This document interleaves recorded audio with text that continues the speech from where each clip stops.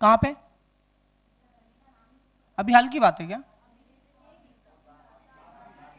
हाँ हाँ, वो जो केस हुआ है, राइट राइट, बिल्कुल बिल्कुल बिल्कुल, ठीक है, सही बात है ना भाई, डेमोक्रेसी है, लोकतंत्र में आप क्या कर सकते हैं, हर, हाँ बिल्कुल,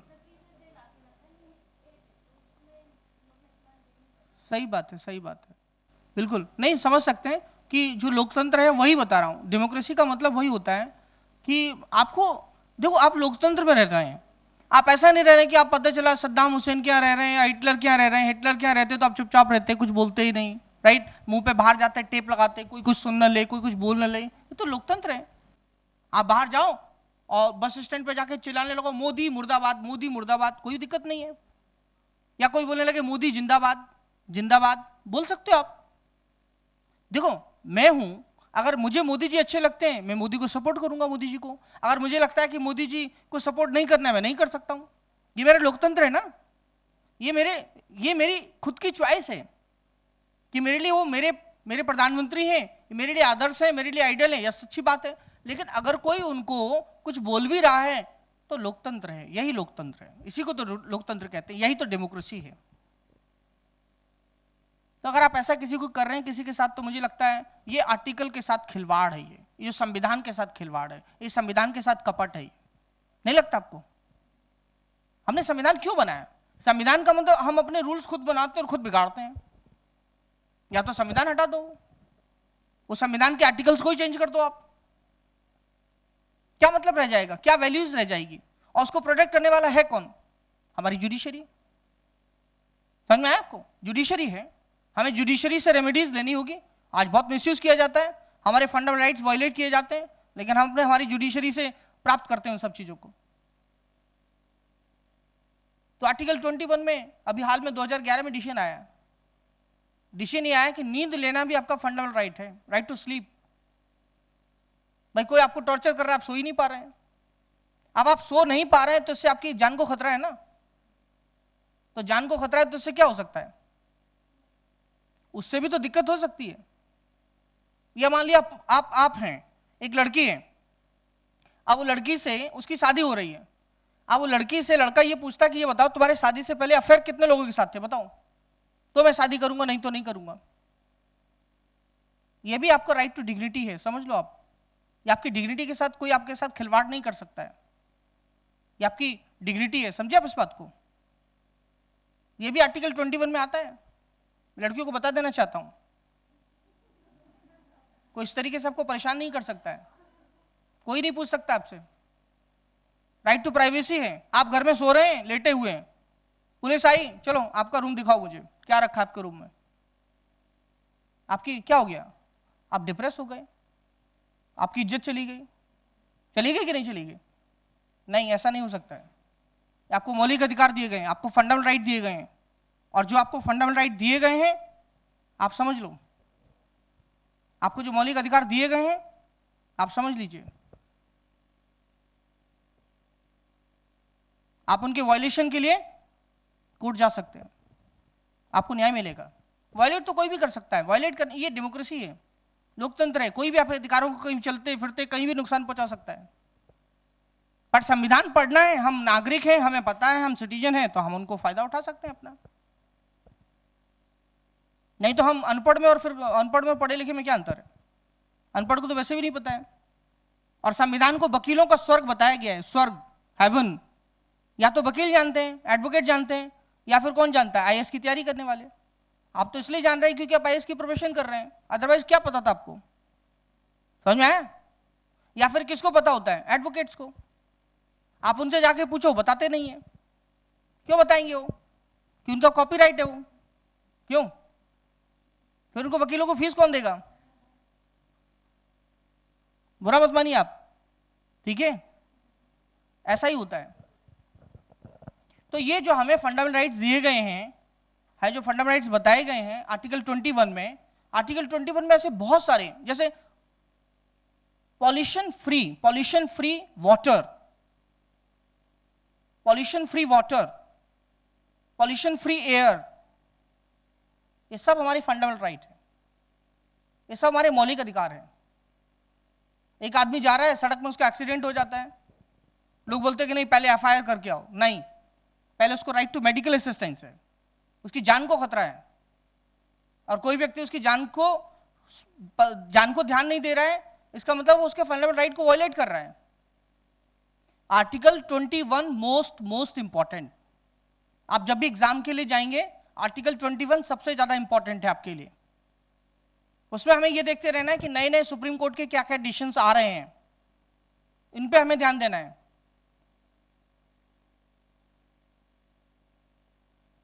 और 21 पे अक्सर क्वेश्चन पूछे जाते हैं, आर्टिकल 21 पे। अब हम बात करेंगे आर्टिकल 22 की बात करेंगे। आर्टिकल 22 में, क्योंकि हमारी जो पुलिस व्यवस्था है वो ब्रिटिश गवर्नमेंट के समय की थी, और पुलिसिया रवाब तो आपको पता होता है, पुलिसिया रवाब तो पता है, बहुत सारी घटनाएं भी आपने देखी होंगी। हमारी पुलिस हमेशा मिसयूज करती रहती है चीजों का। इसीलिए हमारे कॉन्स्टिट्यूशन मेकर्स ने संविधान में लिख दिया है, और संविधान की जानकारी तो सबको होती नहीं है, बट हमारे कॉन्स्टिट्यूशन में लिखा हुआ है कि अगर किसी व्यक्ति को पुलिस अरेस्ट करती है तो सबसे पहले पुलिस को यह बताना होगा कि उसको गिरफ्तार क्यों किया जा रहा है। सबसे पहले तो यही बताना होगा, क्यों, क्योंकि जब तक उसको यही नहीं पता है कि क्यों गिरफ्तार किया जा रहा है, तब तक वो बचाव कैसे करेगा, डिफेंस कैसे करेगा। दूसरा पॉइंट, सबसे पहले वो अपने किसी नियरेस्ट व्यक्ति को इन्फॉर्म कर सकता है, वो जिसको चाहे उसको कर सकता है, अपनी पसंद के किसी एडवोकेट को हायर कर सकता है, जिसको चाहे उसको, उसकी मर्जी हो। विदिन 24 आवर्स उसको मजिस्ट्रेट के सामने पेश करना होगा, नहीं तो पुलिस 1 महीने पहले अरेस्ट कर ले, 1 महीने के बाद पेश करे। यह हमारे संविधान में लिखा हुआ है। और पुलिस ऑफिसर भी क्या करते हैं, जब किसी के साथ बदला लेना हो तो जानबूझ के ऐसे दिन अरेस्ट करते हैं जब 2-3 दिन की कोर्ट की छुट्टी हो। समझ में आया? क्योंकि जिनको डेली का काम है वो तो वैसा ही काम करेंगे, कि किसी को अगर किसी से बदला लेना है तो वो सबसे अच्छा काम है, कोर्ट की छुट्टी है, चलो कुछ होगा ही नहीं, होगा 24 आवर्स, लो। संविधान में लिखा है, लेकिन आपकी नियति बुरी है तो क्या कर सकते हैं। आपको जब कपट करना ही है तो ऐसे किया जा सकता है। तो ये आपको आर्टिकल 22 में आपको राइट्स दिए गए हैं। इस राइट्स, अब डिटेंशन 2 तरीके से होता है। एक प्रिवेंटिव भी होता है, प्रिवेंटिव जिसमें किसी ने कुछ किया नहीं है, बस वैसे ही अरेस्ट कर लिया है, किया कुछ नहीं है, अरेस्ट कर लिया। तो मैं ये कहना चाहता हूं, कहीं कहीं पर हमारा कानून तो ऐसा है कि जहां पर ऑनरेबल चीफ जस्टिस से भी ज्यादा खतरनाक तो पुलिस है, उनसे ज्यादा पावर तो पुलिस के पास है। उतनी तो सुप्रीम कोर्ट के चीफ जस्टिस को भी नहीं जितनी पुलिस को पावर है।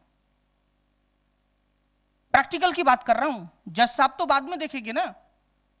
अगर आप जुडिशरी के पास जाएंगे, जज साहब तो बाद में देखेंगे, बाद में पनिशमेंट दे सकते हैं, हमारी जुडिशरी सब कुछ कर सकती है हमारे लिए। लेकिन प्रॉब्लम तो वहां आएगी कि अगर किसी को मिसयूज करना है तो कर सकता है ना, वो शक के बिना पर किसी को गिरफ्तार कर लिया, शक के बिना पर, डाउट। भारत में बहुत सारे कानून बनाए गए। पहले नेशनल सिक्योरिटी एक्ट आया था, नेशनल सिक्योरिटी एक्ट। उसके बाद आपने सुना होगा बीच में टाटा का नाम सुना होगा, टाटा, जिसमें संजय दत्त के खिलाफ, संजय दत्त का जो मैटर है। फिर आपने पोटा सुना होगा, पोटा। फिर आपने मीसा सुना होगा, बीच में मीसा भी आया था, 1971 के आसपास मीसा आया था। फिर कोफे पोसा भी आया था। ये सब प्रिवेंटिव डिटेंशन के लिए लॉ है। लॉ प्रिवेंटिव मतलब कोई चीज ना हो पाए और पहले ही प्रिवेंट कर लो आप। तो ऐसे बहुत सारे लॉ हैं, ऐसे बहुत सारे कानून हैं हमारे कॉन्स्टिट्यूशन में।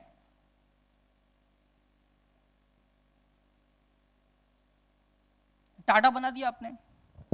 पहले क्या था, पहले के जो कानून थे उन कानून में किसी व्यक्ति को पकड़ के 6 महीने तक उसको हिरासत में रखा जा सकता था, कस्टडी में 6 मंथ, और 6 मंथ तक कोई सुनवाई नहीं।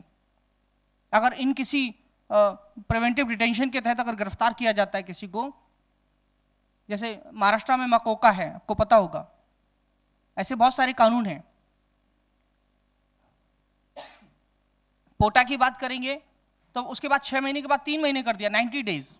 90 डेज के बाद डिसाइड करेगा कि वो जज, उसमें कमेटी में होते हैं, वो जज डिसाइड करेगा, जज की रिकमेंडेशन पे आगे उसको एक्सटेंड करना है कि नहीं करना है।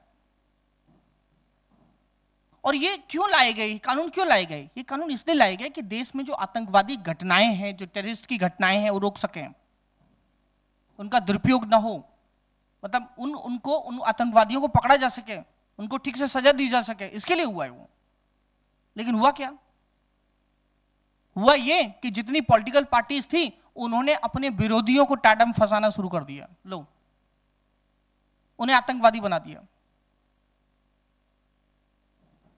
और एक बार टाटा पर चला गया, आप समझ लो फिर क्या उसके तो क्या होगा, आप समझ सकते हो। तो इन कानूनों का दुरुपयोग किया गया, मिसयूज किया गया। एक पार्टी ने दूसरे पार्टी के खिलाफ भी काम करना शुरू कर दिया, बाद में सबको लगा नहीं नहीं यार ये ठीक नहीं है, जब सबको डर है तो हटा दिया, फिर वो टाटा समाप्त।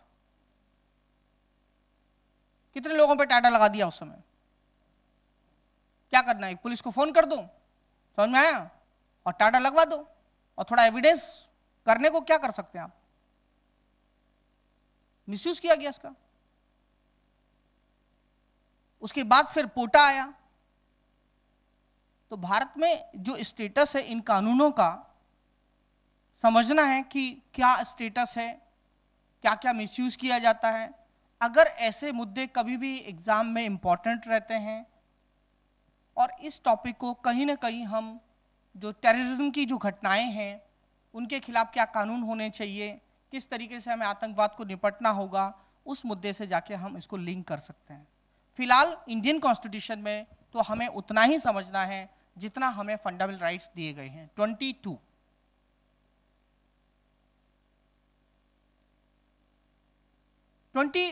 थर्ड और 24 की बात करेंगे, आर्टिकल 23 एंड 24 की बात करेंगे, तो ये राइट अगेंस्ट एक्सप्लॉयटेशन है, शोषण के विरुद्ध अधिकार है। शोषण होता क्या है, एक्सप्लॉयटेशन होता क्या है?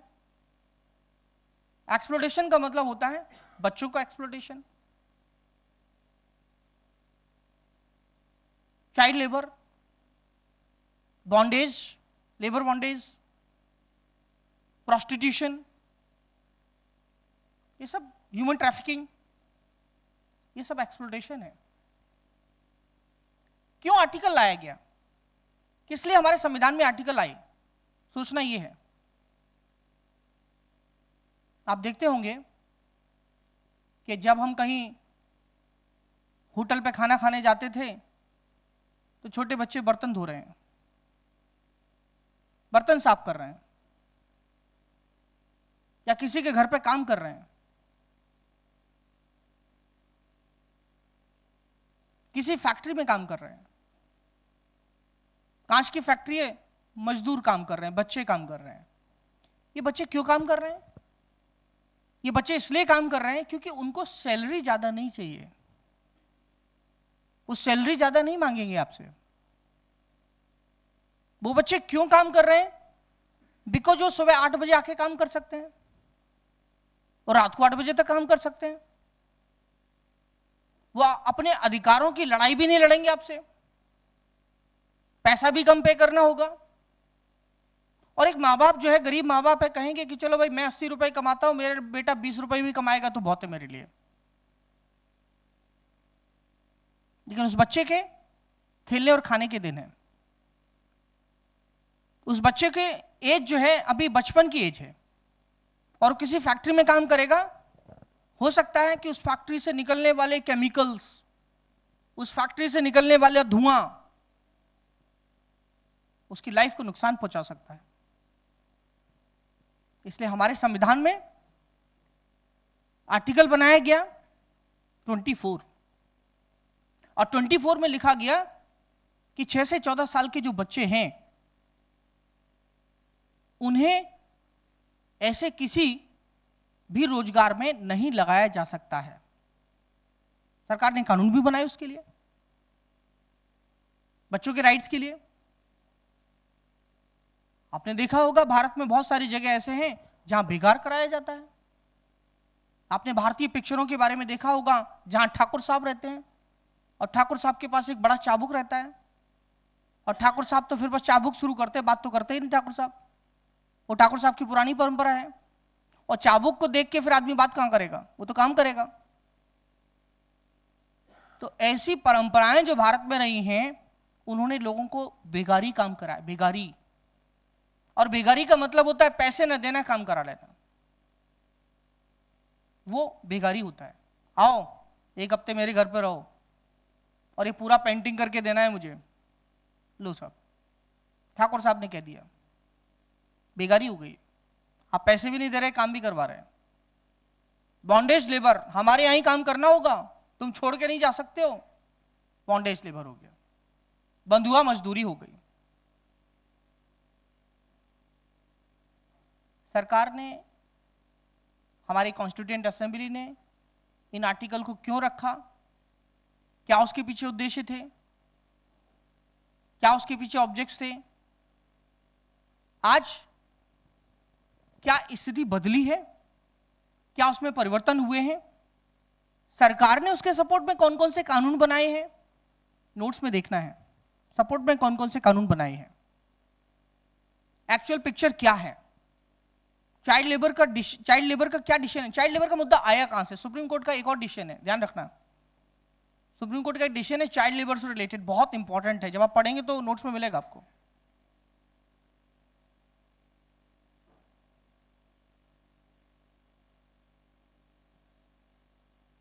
अब बात करते हैं हम आर्टिकल 25 से लेकर 28 तक की, फ्रीडम ऑफ रिलीजन। अब रिलीजन की, धर्म की स्वतंत्रता का अधिकार है आपको, रिलीजियस फ्रीडम है आपको। हमारा देश सेक्युलर है, हम सभी धर्मों को रिस्पेक्ट करते हैं, सारे धर्म हमारे लिए बराबर हैं। आप चाहे मंगलवार का व्रत रखो या सोमवार का व्रत रखो, इससे स्टेट को कोई फर्क नहीं पड़ता है। आप उत्तर में पूजा करो या दक्षिण में पूजा करो, कोई फर्क नहीं पड़ता है। आप हिंदू धर्म को मानो या मुस्लिम धर्म को मानो या सभी को मानो, स्टेट को कोई फर्क नहीं पड़ता है। धार्मिक स्वतंत्रता है, ये रिलीजियस फ्रीडम है। ये या में रिलीजियस फ्रीडम को, आर्टिकल को ध्यान से देखना है आपको, प्रीलिम्स में पूछे जा सकते हैं। अदरवाइज मेंस में यहां से जो क्वेश्चन बनने के चांसेस हैं वो धर्मांतरण का मुद्दा है। मेंस में वही क्वेश्चन पूछे जाते हैं जिनका उद्देश्य, जो ज्वलंत मुद्दे होते हैं, जो मुद्दे चल रहे होते हैं, जो मुद्दे चर्चा में हो रहे होते हैं, उन्हीं से प्रश्न पूछे जाते हैं। धर्मांतरण का मुद्दा है, उड़ीसा में बहुत सारे आदिवासी रहते हैं, ट्राइब्स रहते हैं, क्रिश्चियन मिशनरीज आती हैं, बहुत सारा पैसा देती हैं लोगों को, 1 लाख रुपए ले लो क्रिश्चियन बन जाओ, 2 लाख रुपए ले लो क्रिश्चियन बन जाओ।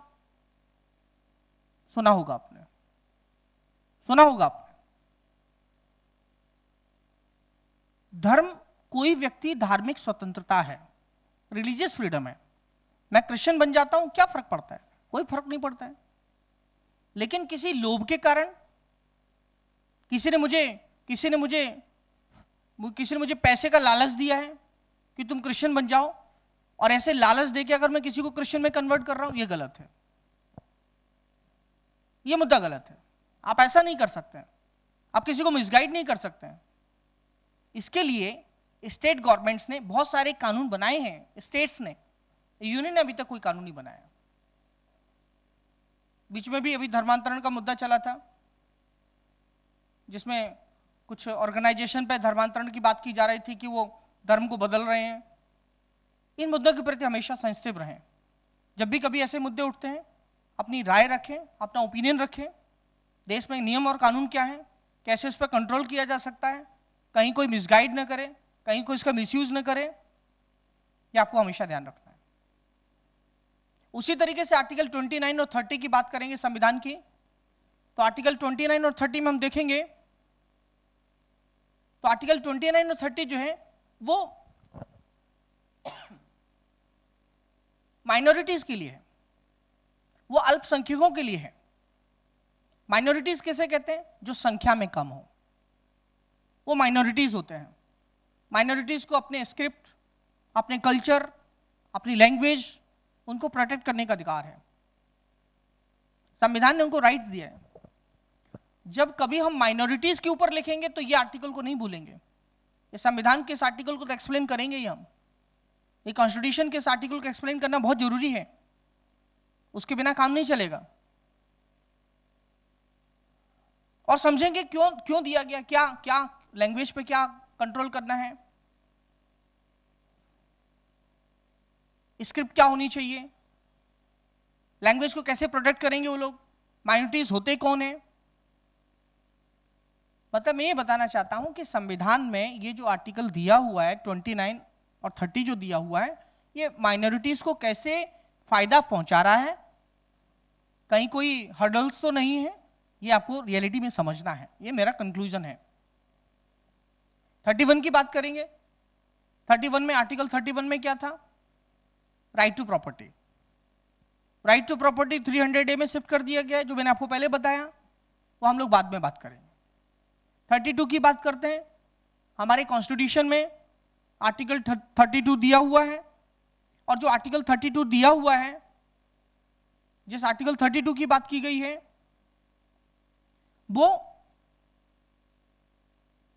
डॉक्टर बाबा साहब अंबेडकर ने इसको सोल ऑफ द कॉन्स्टिट्यूशन कहा है, संविधान की आत्मा कहा है इसको। क्योंकि फंडामेंटल राइट्स कितने भी इंपॉर्टेंस उनका हो, उनका कितना भी सिग्निफिकेंस हो, लेकिन इस आर्टिकल के बिना वो अधूरे हैं। क्योंकि जब तक उनको रेमेडीज नहीं मिलेगी तब तक फायदा किस बात का है? फायदा तो मिलना चाहिए ना, रेमेडीज तो मिलनी चाहिए ना। इसमें आर्टिकल 32 में जो एक्सप्लेन किया गया है, वो ये एक्सप्लेन किया गया है 32 में कि अगर आपके फंडामेंटल राइट्स का वायलेशन होता है तो आप सुप्रीम कोर्ट जा सकते हैं अंडर आर्टिकल 32, और 226 में आप हाई कोर्ट जा सकते हैं। बट 226 यहां नहीं है, यहां 32 की बात कर रहे हैं, कॉन्स्टिट्यूशनल रेमेडीज की बात कर रहे हैं। 32 में रेमेडीज दी गई हैं, और रेमेडीज में रिट्स दिए गए। रिट्स कितने टाइप के होते हैं? क्वा वारंटो, हैबियस कॉर्पस, सर्टियोरेरी, प्रोहिबिशन, ठीक है, ये सब रिट्स होते हैं। पहले मैं हैबियस कॉर्पस की बात करूंगा। हैबियस कॉर्पस रिट्स होता है, अगर किसी व्यक्ति को इलीगल डिटेन किया है तो हम सुप्रीम कोर्ट से या हाई कोर्ट से हम रिक्वेस्ट कर सकते हैं कि इलीगल डिटेन किया गया है, हम रिक्वेस्ट कर सकते हैं। उसका मतलब होता है present a body, habeas corpus. बंदी प्रत्यक्षीकरण बोलते हैं उसको हिंदी में। दूसरा जो है वो है क्वा वारंटो। क्वा वारंटो का मतलब होता है अधिकार प्रक्षा। What is your authority? आपकी अथॉरिटी क्या है?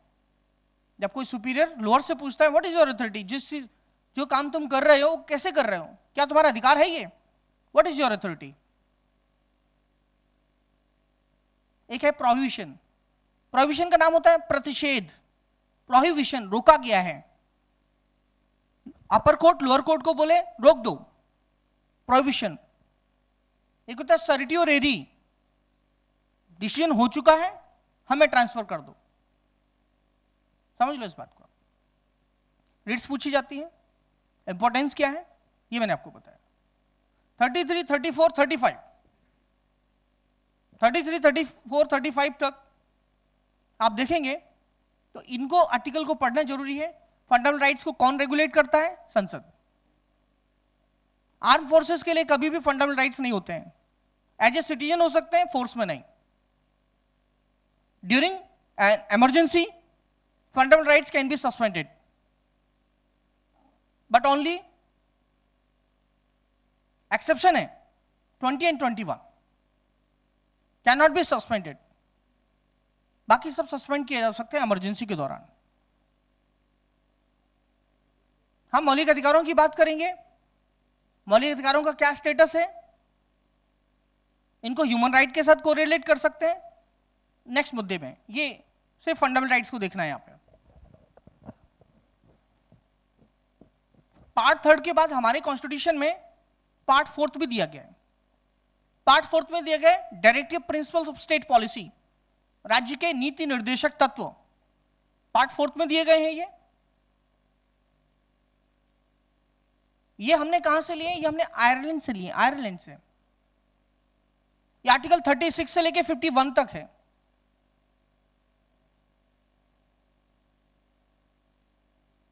और इसका नाम ही है डायरेक्टिव प्रिंसिपल्स, डायरेक्टिव्स, डायरेक्शंस। ये सिद्धांत है ये।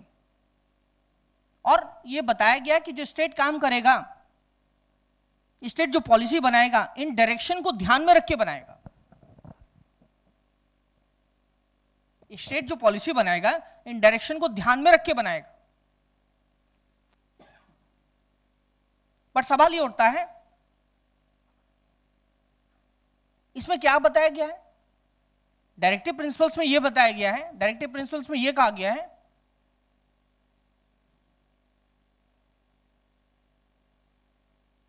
राज्य की ड्यूटी है, स्टेट की ड्यूटी है, स्टेट वीकर सेक्शंस को, स्टेट वीकर सेक्शन को फाइनेंशियल एड देगा। जो महिलाएं हैं जिनके पास पैसा नहीं है, उनको मैटरनिटी रिलीफ देगा।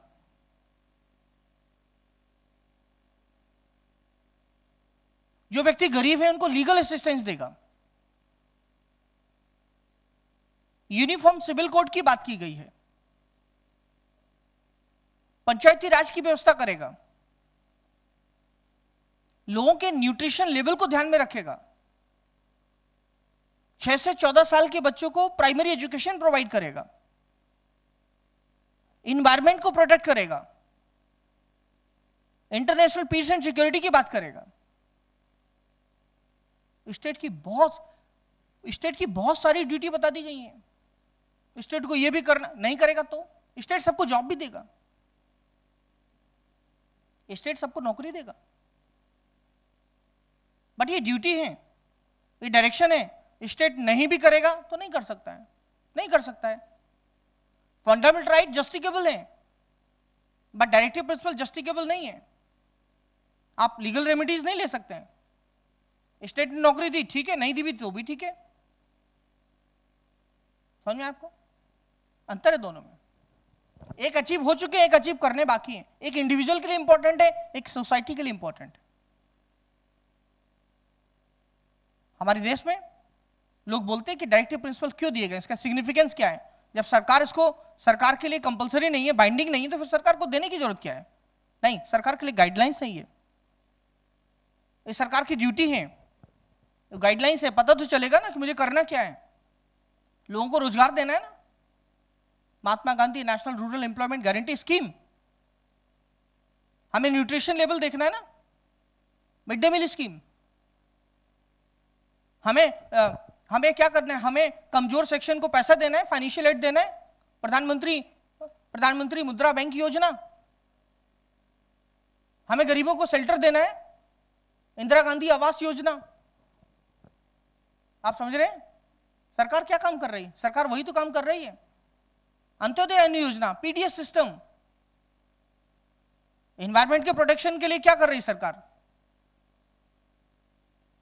गंगा बेसिन अथॉरिटी, गंगा के साफ करने के लिए, सफाई के लिए काम कर रही है सरकार। सरकार सारा काम कर रही है, सारा। हमें यही समझना है। पंचायती राज के लिए 73rd कॉन्स्टिट्यूशन अमेंडमेंट लाया गया। हमें यही समझना है कि सरकार क्या कर रही है, सरकार कैसे काम कर रही है। लेकिन हां, सरकार प्राइमरी एजुकेशन की बात कर रही है। बच्चों को दिया पर प्राइमरी एजुकेशन 6 से 14 ईयर्स तक के बच्चों को। इवन सरकार ने तो राइट टू एजुकेशन भी बना दिया है। देखो, सरकार के लिए ऊपर बाइंडिंग नहीं है, लेकिन सरकार फिर भी काम करती है। बट मेरा सुझाव यह है, सरकार काम तो करती है, लेकिन कुछ सुझाव है मेरे। बच्चों को खाना दिया जाता है, मिड डे मील, बच्चे बीमार पड़ जाते हैं, बच्चों की कभी कभी डेथ भी हो जाती है। मनरेगा की गारंटी है कि 200 दिन का 100 दिन का प्रोग्राम, 100 दिन का जो है आपको गारंटी दी गई है, 100 दिन की, बाकी के दिन क्या करेंगे वो? बाकी के दिन क्या करेंगे? और 6 से 14 साल के बच्चों को आप पढ़ने के लिए बोलेंगे, क्या 15 साल का बच्चा नहीं होता है? वो भी तो बच्चा होता है। फिर आप बोल रहे हैं कि लिकर बंद होने चाहिए। लिकर, गोवा में तो खूब शराब मिलती है, खूब बियर पी सकते हैं, विस्की पी सकते हैं आप, जबकि हमारे डायरेक्टिव प्रिंसिपल में कि स्टेट उसको बंद करेगा। सबके लिए यूनिफॉर्म सिविल कोड होगा, आज तक तो नहीं है। सबके लिए अलग अलग कानून है। हम एनवायरमेंट के प्रोटेक्शन की बात कर रहे हैं, स्टेट की ड्यूटी बनती है, लेकिन हम जब किसी सड़क के किनारे से निकलते हैं तो नाले में से बदबू आती है बहुत भयंकर। ये सरकार की ड्यूटी नहीं बनती है कि सरकार उस नाले की सफाई करे, एनवायरमेंट को प्रोटेक्शन दे। जहां जहां कमियां हैं वहां वहां हमें सुझाव देना है, सरकार को क्या करना बाकी है और कैसे हो सकता है। और सरकार भला कैसे करेगी जब तक नागरिकों का, सोसाइटी का, समाज का कंट्रीब्यूशन नहीं होगा? तब तक देश का कल्याण कैसे हो सकता है? तब तक देश का विकास कैसे हो सकता है? जरूरत यह है कि जो डायरेक्शन दिए गए हैं, सरकार ने क्या काम किया है, कैसे काम किया है, एक हमें रिव्यू लेना है, सुझाव देने हैं, समझना है। यही टॉपिक का उद्देश्य है, यही टॉपिक का ऑब्जेक्ट है। ये कोई गीता में श्लोक नहीं है कि कर्म करते जा फल की इच्छा मत कर, क्या लेके आया था और क्या लेके जाएगा, वो नहीं है ये। क्योंकि वो तो हम तब पढ़ते हैं जहां में कोई गम होता है, तब सुनते हैं उन सब बातों को हम। तो डायरेक्टिव प्रिंसिपल्स की बात बताई। डायरेक्टिव प्रिंसिपल्स के बाद जो अगला टॉपिक है वो है फंडामेंटल ड्यूटीज, मौलिक कर्तव्य। आपसे अगर कर्तव्यों के बारे में पूछा जाए, ड्यूटीज के बारे में पूछा जाए, आपकी ड्यूटीज क्या हैं, आप यही बोलेंगे, ठीक से पढ़ाई करना ही मेरी ड्यूटी है। या अगर आप जॉब करते होंगे तो बोलेंगे जॉब पे टाइम पे चला जाऊं, टाइम पे आ जाऊं, बस वही ड्यूटी है मेरी। एक हाउसवाइफ से पूछा जाए आपकी ड्यूटी क्या है, शाम को रोटी पका दूं, सुबह ब्रेकफास्ट बना दूं, वही मेरी ड्यूटी है। हर व्यक्ति की ड्यूटी अलग अलग है। एक फ्लाइट उड़ाने वाले से पूछा जाए आपकी ड्यूटी क्या है, मैं फ्लाइट ठीक से उड़ाऊं बस। एक ट्रेन चलाने वाले से पूछा जाए आपकी ड्यूटी क्या है, मैं ट्रेन ठीक से चलाऊं बस। सबकी ड्यूटी अलग अलग है। और हम अधिकार दे दिए थे, ड्यूटी दिए ही नहीं, भूल गए ड्यूटी, ड्यूटी भूल ही गए। और किसी को आप सिर्फ अधिकार दे दो, ड्यूटी न दो, मिसयूज होता है, दुरुपयोग होता है। हमारे संविधान में कमेटी बनाई गई जिसका नाम है स्वर्ण सिंह कमेटी। स्वर्ण सिंह कमेटी ने अपनी रिकमेंडेशन दी। रिकमेंडेशन देने के बाद स्वर्ण सिंह कमेटी ने कहा नहीं, सोवियत संघ में फंडामेंटल ड्यूटीज दी गई हैं, भारत में भी देनी चाहिए। 42nd कॉन्स्टिट्यूशन अमेंडमेंट 1976 हुआ और 42nd कॉन्स्टिट्यूशन अमेंडमेंट 1976 के द्वारा 10 फंडामेंटल ड्यूटीज को जोड़ दिया गया। आर्टिकल 51A में जगह दे दी गई और 10 फंडामेंटल ड्यूटीज लिख दी गई हमारे भारत के नागरिकों के लिए, कि भारत के नागरिकों को ड्यूटी होगी, नागरिकों की ड्यूटी होगी। क्या ड्यूटी होगी? ड्यूटी ये होगी कि हम पब्लिक प्रॉपर्टी को नुकसान न पहुंचाएं, ये ड्यूटी है हमारी। हम अपने जो कल्चरल जो हेरिटेज हैं उनको हम प्रोटेक्ट करें, हम अपने एनवायरमेंट को नुकसान न पहुंचाएं। हम जो हमारे जो एमिनेंट पर्सनैलिटीज हैं, जो फ्रीडम स्ट्रगल में जो उनकी आइडियोलॉजीज थी, उनको हम अडॉप्ट करें। हम अपने नेशनल फ्लैग को रिस्पेक्ट करें, हम अपने नेशनल एंथम को रिस्पेक्ट करें, ये हमारी ड्यूटीज हैं। और ये भी एक नई ड्यूटी भी जोड़ दी गई 86 कॉन्स्टिट्यूशन अमेंडमेंट के द्वारा, 6 से 14 साल के बच्चों को स्कूल भेजना ड्यूटी है हमारी, ये भी जोड़ दिया गया। टोटल 11 ड्यूटी है हमारी। यूपीएससी के प्रीलिम्स में पूछा जाता है कौन सी ड्यूटी नहीं है, तो ड्यूटी ध्यान रखना आप आज से कि कौन सी ड्यूटीज है आपकी। फिर ड्यूटी 11 ही क्यों होनी चाहिए? ड्यूटी 22 भी तो हो सकती है, ड्यूटी 33 भी हो सकती है। ड्यूटी की तो लिस्ट कितनी बड़ी बनाई जा सकती है।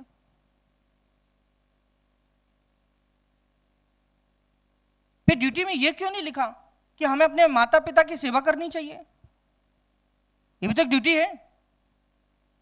आज हमारे बच्चे जो हैं क्या कर रहे हैं, अपने माता पिता को ओल्ड एज होम में छोड़ देते हैं, खुद अमेरिका सेटल्ड हो जाते हैं। कोई तो पैसा भेजते, कोई पैसा भी नहीं भेजते। कम से कम ये ड्यूटी तो लिख देते ना, माता पिता की रिस्पेक्ट करो। और एक और जोड़ देते, टीचर की रिस्पेक्ट करो, तो कुछ चला जाता क्या उनका। और एक और जोड़ देते, अतिथि देवो भव, वो भी अच्छा रहता हमारे लिए, हमारी इकोनॉमी को बूस्ट करता, हमारे टूरिज्म को बूस्ट करता। ऐसे बहुत सारी चीजों को हम जोड़ सकते थे, और यही हम अपने बच्चों को पढ़ा देते। हमारे जो क्लास के जो केजी से जो बच्चे पढ़ते हैं, केजी से लेके अपना 11th और 12th तक के बच्चे, क्योंकि आज एथिक्स की प्रॉब्लम आ रहा है बच्चों को, आज बच्चों के अंदर एथिक्स नहीं है, तो ड्यूटीज तो पता चलती क्या है ये। और फिर ड्यूटी लिखी क्यों है, ड्यूटी की जानकारी लोगों को है क्यों नहीं, लोग जानते क्यों नहीं है, क्यों लोग पत्थर फेंकते बसों पे, क्यों लोग पत्थर फेंकते ट्रेनों पर, ये सवाल है। क्यों लोग पर्यावरण को नुकसान पहुंचाते, जब लिखा है कि पर्यावरण की ड्यूटी है प्रोटेक्ट करना है उसको। और ये भी लिखा है साइंटिफिक टेम्पर, ये भी लिखा हुआ है साइंटिफिक टेम्पर रखना है भारतीय नागरिकों को। और साइंटिफिक टेम्पर का मतलब होता है, साइंटिफिक टेम्पर का मतलब होता है कि कोई आदमी जो है, कोई आदमी अगर आपको बोलता है, मैंने आपको पहले बताया कि कोई आदमी अगर आपको बोलता है कि जाओ आप जो है सांप को दूध पिलाइए जाके आप नाग पंचमी के दिन, तो इससे आपके जो है बने हुए काम जो है वो बिगड़ जाएंगे, ऐसा नहीं है। वो बोलेगा बिगड़े हुए काम बन जाएंगे, आप जाइए, ये आपकी आस्था है, आप हमेशा करते हैं ऐसा। तो मैंने आपको बताया ये अंधविश्वास है, ये अंधविश्वास है। आप जो नॉन वेजिटेरियन हैं उसका वेजिटेरियन बना रहे हैं, ये तो आप गड़बड़ और कर रहे हैं काम। वो तो आपने साइंस पढ़ा होगा, साइंस में लिखा है फूड चेन, और फूड चेन में आपने पढ़ा है कि वो चूहे, वो फूड चेन में पढ़ा है ना आपने, साइंस में क्या पढ़ा है, किसको खाएगा सांप है, रैट्स को खाएगा ना। तो फिर वहां पे मिल्क लिख दो ना, फिर आप रैट्स को हटा के सांप के आगे मिल्क लिख दो, फिर फूड चेन चेंज करो। लेकिन हमने वो साइंस पढ़ा है, इसलिए साइंटिफिक टेम्पर, हर चीज को साइंस के दृष्टिकोण से सोचना है, इसलिए साइंटिफिक टेम्पर होना जरूरी है। अब साइंटिफिक टेम्पर आपका नहीं होगा तो आईएएस का इंटरव्यू देने जाओगे, बोलोगे अभी मुहूर्त नहीं है मेरा, राइट। और मुहूर्त के चक्कर में सब गड़बड़ हो जाएगा आपका। ज्योतिषी ने कहा नहीं भाई इस ट्रेन से नहीं जाना है, ये तो हमारा मुहूर्त नहीं है अभी ये, तो मुहूर्त के चक्कर में पड़ गए तो दिक्कत हो जाएगा, शुभ मुहूर्त के चक्कर में। ऐसा बहुत सारे लोग करते हैं। और मैं तो कहता हूं बहुत सारे बच्चे लिखते हैं, पहले मैंने देखा कॉपी में देखा है मैंने, श्री गणेशाय नमः स्टार्टिंग में करते हूं। मैं मना नहीं कर रहा हूं कि भगवान को मत मानो, ऐसा हमारा कोई ऑब्जेक्ट नहीं है, ऐसा कोई उद्देश्य नहीं है, ये कोई उद्देश्य नहीं है। साइंटिफिक टेम्पर ये किसमें लिखा है, ये ड्यूटीज में लिखा है। कौन सी ड्यूटीज में, मौलिक कर्तव्य में। तो प्लीज मौलिक कर्तव्यों को ध्यान में रखो, इंटरप्रिटेशन करो, सोचो क्यों दी गई है। और फिर दूसरी बात है, दी क्यों गई वो, गीता के श्लोक की तरह क्यों है वो हमारे लिए कंपलसरी होना चाहिए, और हमारा टेस्ट भी होना चाहिए। जब हम 10th में पढ़ रहे हो तो भाई मॉरल ड्यूटीज क्या है, मॉरल और सिलेबस में आपके डाल देना चाहिए। वो मॉरल का लेक्चर होता था कभी 10th में 12th में होता था कि नहीं होता था, बताइए मुझे आप लोग, यस और नो। तो उसमें ड्यूटीज पढ़ी थी आपने, ड्यूटीज पढ़ी थी तो पता होना चाहिए आपको। या मतलब या तो हो सकता है आपने फॉर्मेलिटी की उस समय, ये भी हो सकता है। तो किसी सब्जेक्ट को फॉर्मेलिटी के तौर पे नहीं पढ़ाया जाना चाहिए, मेरा सजेशन है आपको। किताबों में सिलेबस में जोड़ दिया जाता है, जोड़ने से क्या फायदा। आप बीए बीएससी कर रहे हैं, तो बीए बीएससी कर रहे हैं तो एक एनवायरमेंट का लेक्चर है, वो तो अटेंड करना ही है। वो अटेंड करने से फायदा नहीं है, फायदा तब है कि जब आप एनवायरमेंट को प्रोटेक्ट भी करें, जाके घर पे जाके एक पेड़ भी लगाएं। वो एनवायरमेंट के टॉपिक पढ़ने से फायदा क्या है, बड़ी बड़ी थीसिस तैयार करने से। दिवाली के दिन तो आप पटाखे चलाते हैं और कार्बन छोड़ते हैं आप बहुत बहुत ज्यादा, पता चला सब जगह अंधेरा छा जाता है, करते हैं आप लोग। फिर ऐसे एनवायरमेंट को पढ़ने से क्या फायदा, ऐसे ड्यूटीज को लिखने से क्या फायदा। रियलिटी में आइए, रियलिटी में, और रियलिटी में उन मुद्दों को उठाइए जो हम डेली, हर दिन, हर प्रतिदिन, हर दो चार इन समस्याओं से हमें दो चार होना ही पड़ता है, समाज के साथ, लोगों के साथ, सिस्टम के साथ, सबके साथ। इन मुद्दों को उठाइए, इन पे काम कीजिए। ये जो फर्स्ट जो मैंने लेक्चर आज लिया है फंडामेंटल ड्यूटीज तक, घर पे जाके पढ़िए और क्वेश्चंस को देखिए, समझिए, और जब मैं सेकंड पार्ट पढ़ा दूंगा फिर हम लोग एक पॉलिटी का टेस्ट लेंगे और आपको बताएंगे कि क्वेश्चंस किस तरीके से होने चाहिए। बट अभी मैंने आपको बताया कि आपको सिर्फ और सिर्फ क्लास का नोट्स पढ़ना है, ठीक है। रिसोर्सेज भी मैंने बता दिए हैं, पढ़ना कैसे वो भी मैं पहले ही बता चुका हूं, ठीक है। चलिए, थैंक यू, धन्यवाद, जय हिंद।